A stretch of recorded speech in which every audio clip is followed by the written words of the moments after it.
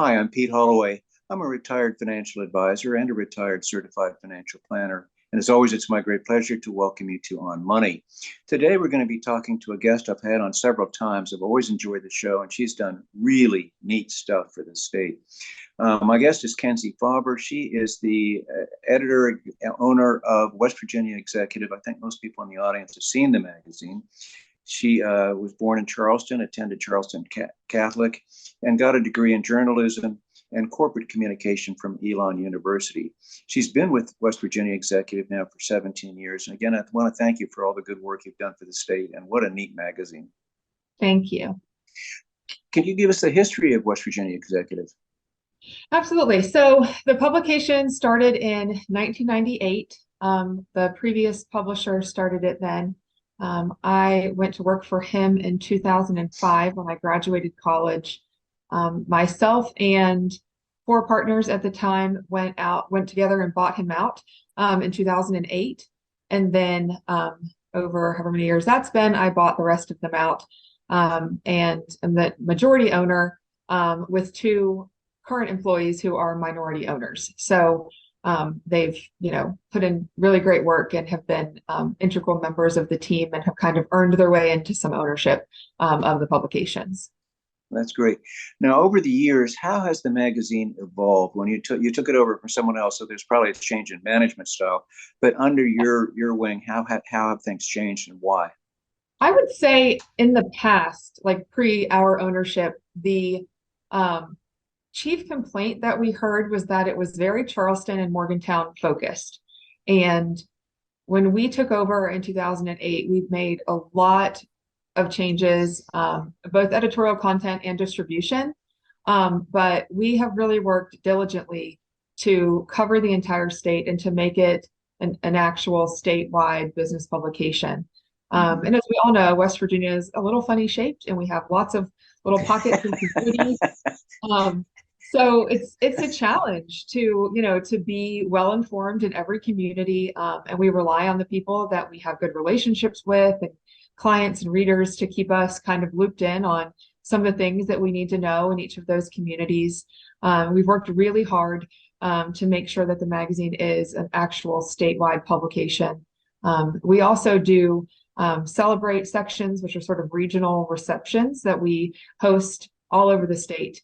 And that's something that I think kind of goes a long way for us getting to meet more people in areas of the state that we don't always, get to travel to on a regular basis. So that's been, pretty impactful, I think, for the publication and the readership across the state.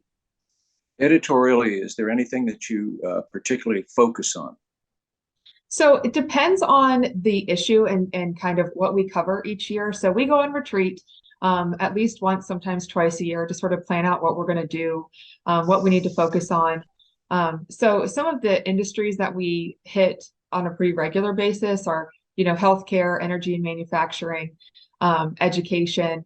Obviously we focus on, the aerospace industry, and we've done a philanthropy industry focused issue. That was something that we've done that was sort of new. In 2022, we did an issue that was focused on the Department of Defense, which proved to be a little bit difficult because a lot of people can't talk about what they do within that industry. But it was really cool. Some very interesting editorial content. We like to focus on economic development in the state.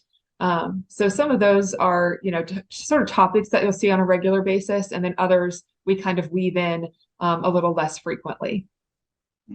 17 years and 4 issues a year, comes out to 68 different issues, and it's only 68 over that period. That, I'm sure that's a huge amount of work. What articles were you the most, or are you the most proud of, and why? So I would say when we did the philanthropy issue, it was something that we had never done before, and it was very well received. It was a really cool issue. It was a lot of fun to get to work on. We sort of looked at the nonprofit industry like we would look at the healthcare industry, which I don't think people look at it that way, sort of across industries in West Virginia. People don't look at the nonprofit philanthropic industry the same way. It's huge impact, huge dollars, huge economic development. So that was really cool to get to do, and we look forward to doing that again. I would also say some of the actual specific articles that we've done that I think were cool. Mhm. We did in the spring issue, so last spring, almost a year ago, we did a huge story on West Virginia's exports. So, and I learned quite a bit. So there's 196 countries in the world, and West Virginia exports to 147 of them.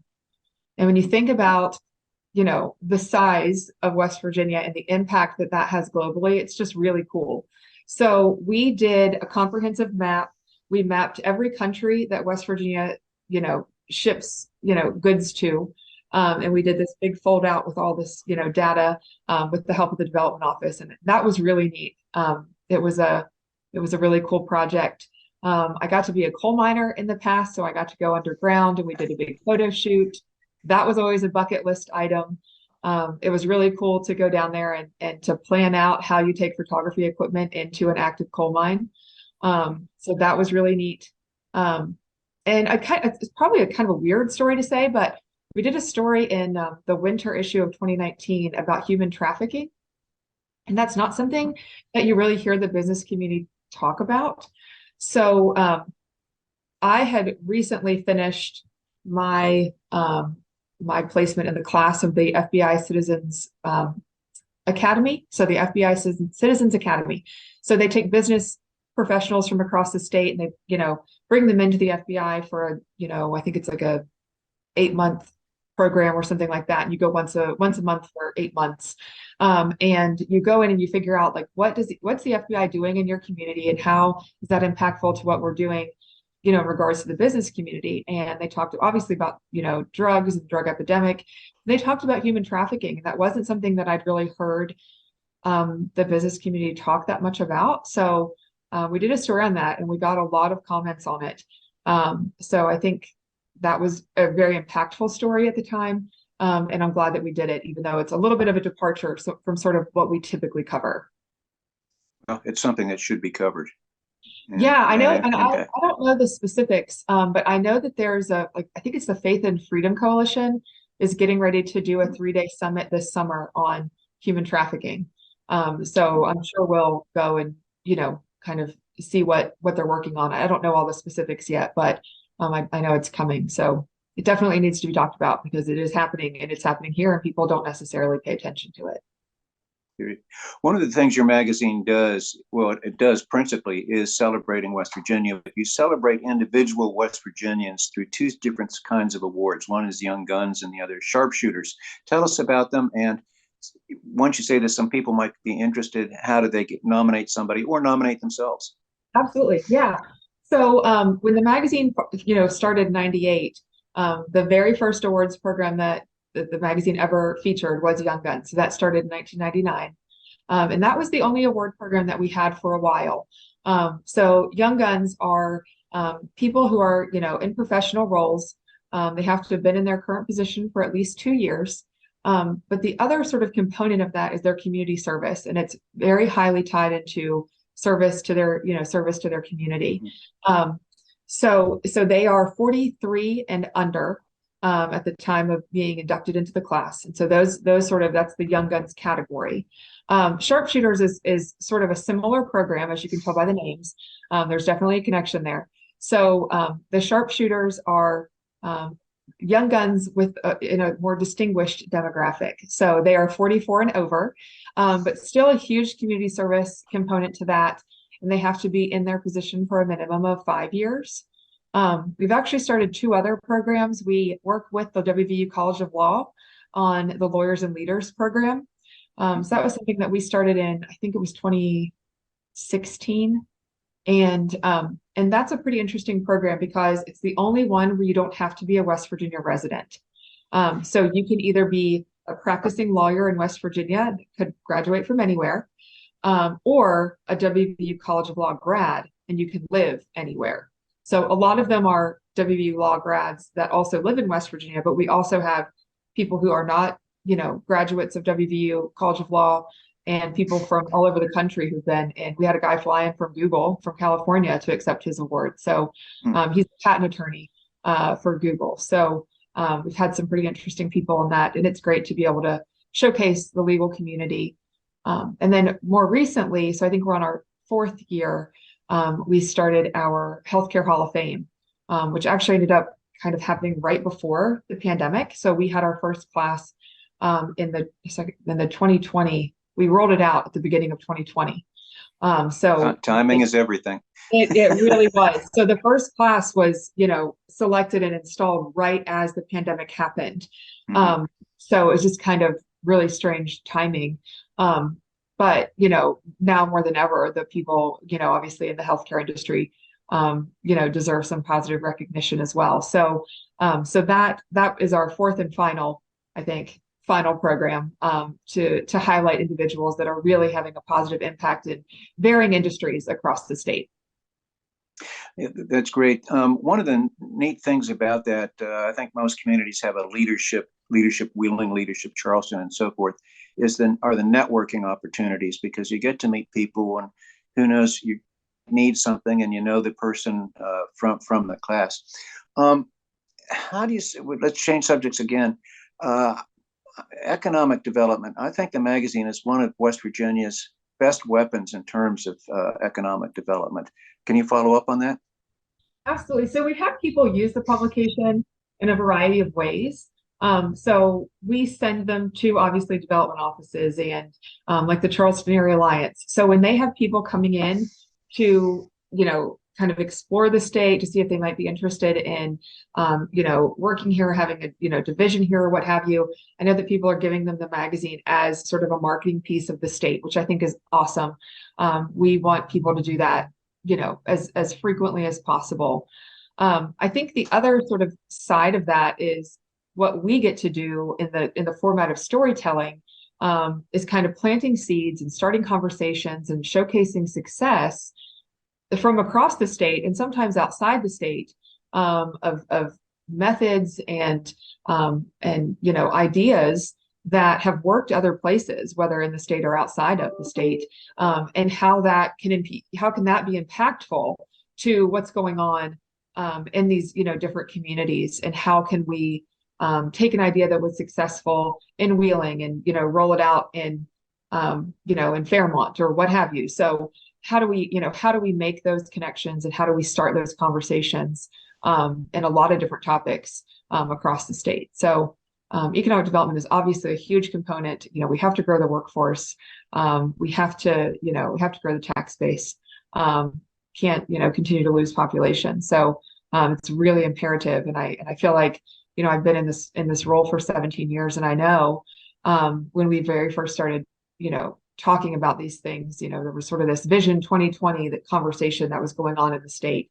And part of it was we have to stop the brain drain. And we've had the same conversations for decades. So I think it's going to take some interesting leadership and some outside the box ideas to really have an impact. Well, one other thing that's always struck me about the magazine is your mailing list.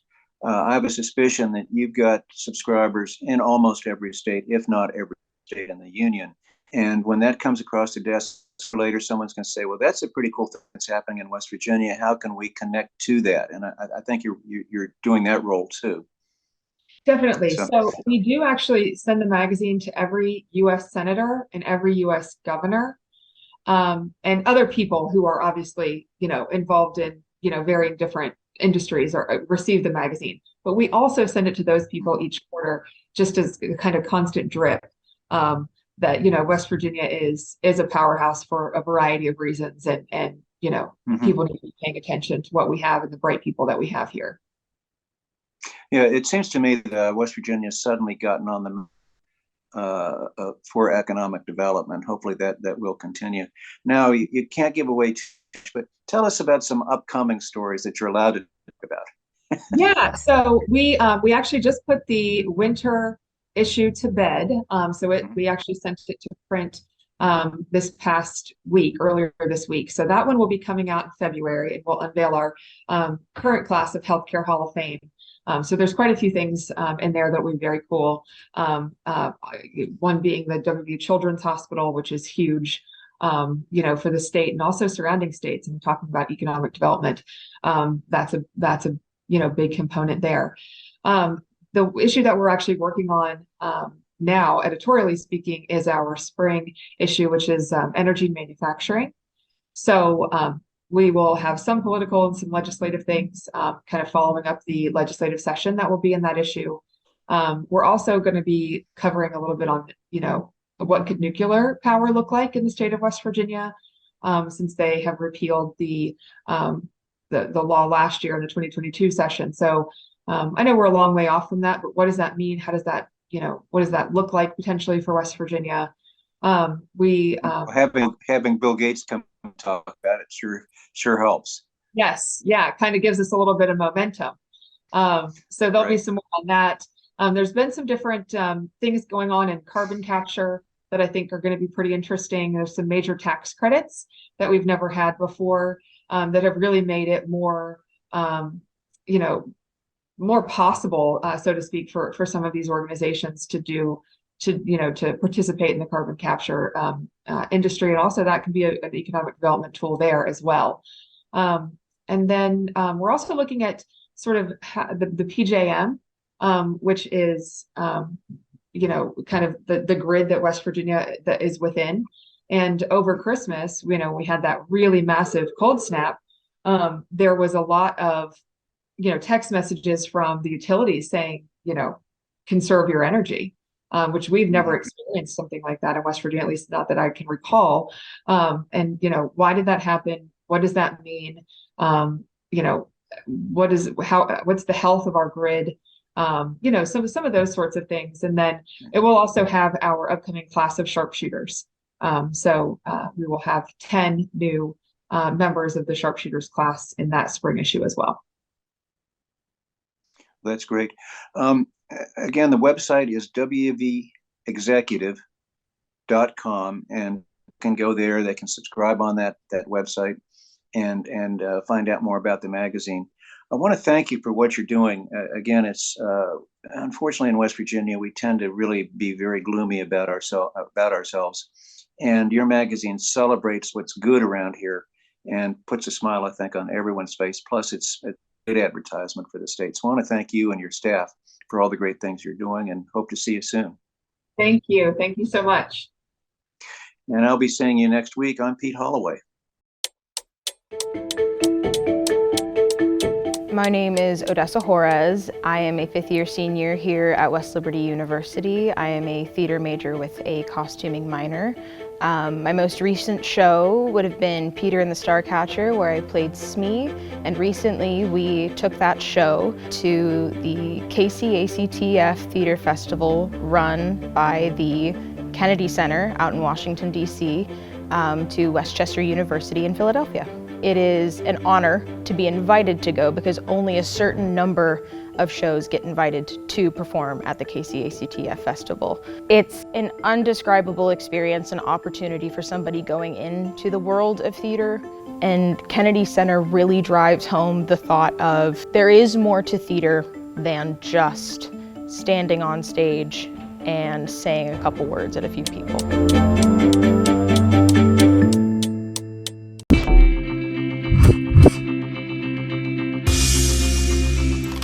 My name is Madison Story, and I'm a senior here in the Zoo Sci program at West Liberty University, and today I'm going to show you what it's like to be a student here.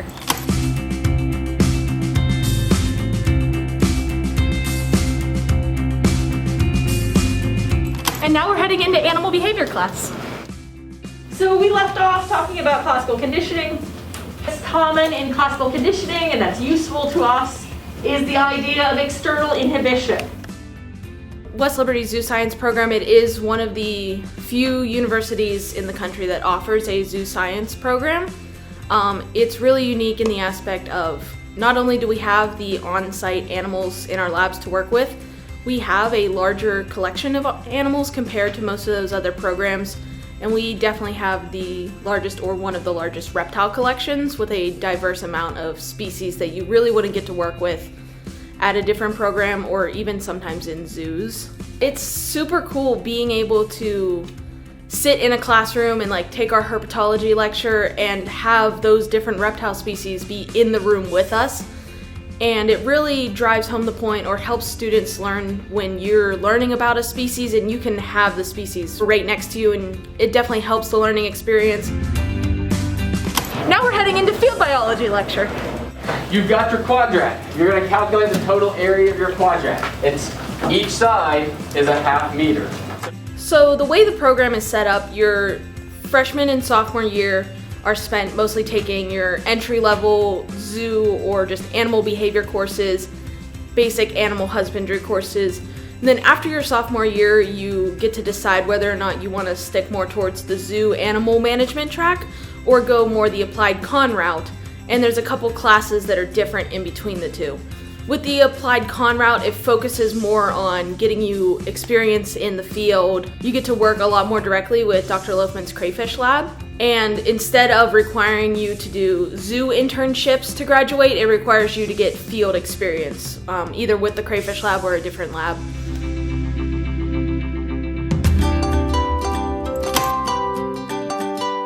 And now we're at the Oglebay Good Zoo for our animal behavior lab. Who do you want to do, and then I'll distract the other. I can do Poe.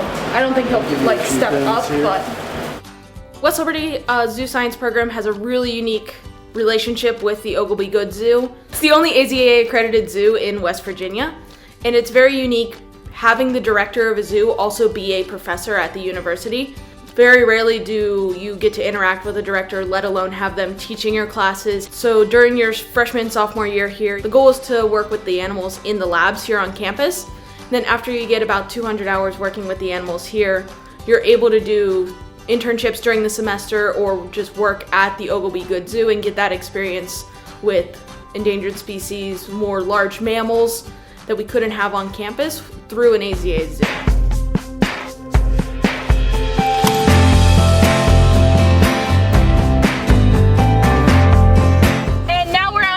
Field biology lab to catch crayfish.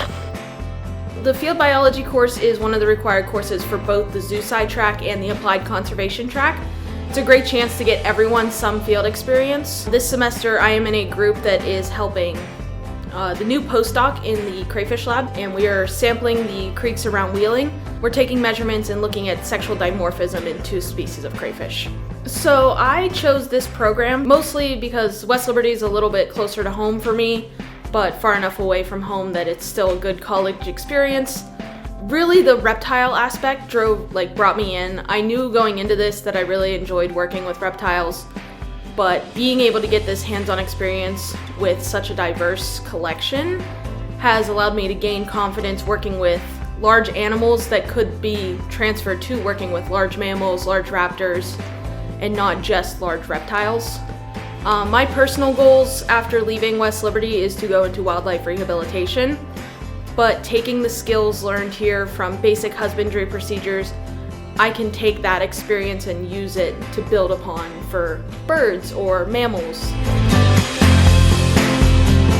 Thank you for checking out our program today. For more information, just check out our website.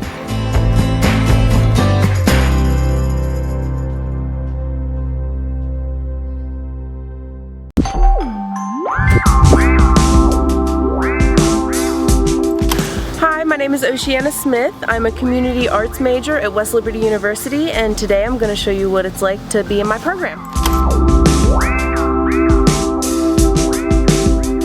So starting off today, we're going to go into my CEP practicum class. So what I would like us to do today is the creation of a button. So if you had to create your own button reflecting your practicum experience so far, what would it say and why? Some of the best parts of the program so far have been the friends that I made and the experiences we get to share both on and off of campus. Because it's a growing program, the community arts majors are very close-knit, as well as the entirety of the community education program. So it's great to be sharing these experiences with people that I call friends rather than just a classroom full of students. I would encourage others to consider community arts because you don't have to know what you want your future to look like at first. There's a lot of room to explore and grow in this program in order to find your perfect fit in terms of career path. It's designed to have flexibility and the ability to be tailored to your personal interests. And the coordinating director, Dr. Miriam Roth Douglas, is an amazing educator and passionate about the success of her students. My little pin just says creativity lives everywhere. At my practicum site at the Stifle Center, I've been really pushed to develop my creativity on my own. And then I just put some cute little decorations around it just because I felt like it. Now we're heading into my community empowerment and engagement class. We'll do a little warm-up, a brainstorm competition regarding some of the things we've worked on in our previous session. I would like to see which group is able to write down the most ideas and concepts in 90 seconds. So. The community arts program at West Liberty is based on a lot of problem and project-based learning. Rather than standard tests, we get to apply the information we learn in class to problems and projects in the community. Our most recent project has been with Grow Ohio Valley in downtown Wheeling. Their mission is focused around food security and food sovereignty, a problem that Wheeling has been struggling with for a long time. Our job this semester is to come up with possible community projects that can go into the 17th Street building that they recently purchased and are trying to transform it into some kind of community center that will really benefit downtown Wheeling and meet the needs that the Wheeling area has.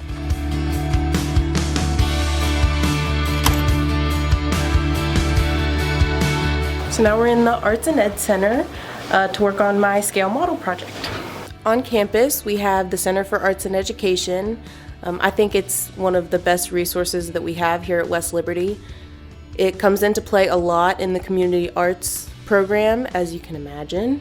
The Center for Arts and Education is a makerspace that we have here on campus where you have access to sustainable found materials and creative elements to help craft projects. It's also a great area for creatives to go and work on their passion projects. In one of my CEP classes, we currently have a group project going on. We are working on a scale model for our proposed ideas to go into the 17th Street building at Grow Ohio Valley. For our project, we hope to create a space for locals selling product to connect with graphic designers in order to design and create packaging and branding for their products. And we also want to leave room to work in internship opportunities for West Liberty's VCD program.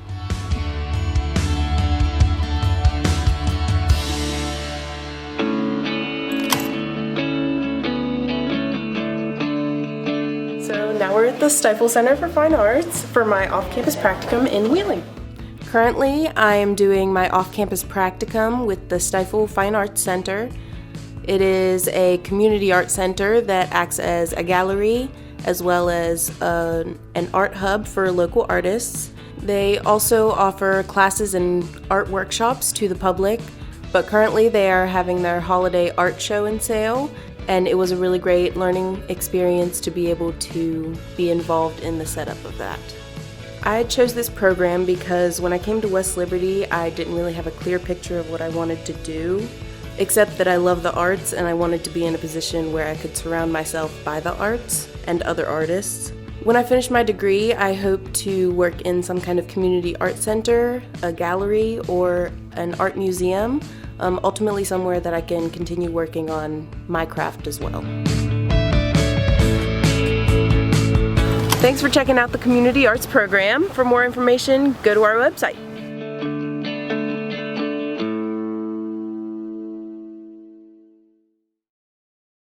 Embark on a healthcare career to help others with a nursing degree from West Liberty University. Our innovative learning program provides practice in the Advanced Simulation Lab and Skills Lab, experience to enhance clinical judgment skills with virtual reality software, and clinical work in local hospitals or healthcare agencies. Qualifying students may also be eligible for a $25,000 financial award to help with tuition and fees. Get started today at westliberty.edu/nursing. Whether you're a recent high school graduate or looking to complete a college degree later in life, starting your educational career at West Liberty University will be the catalyst for your future. Start your journey at westliberty.edu.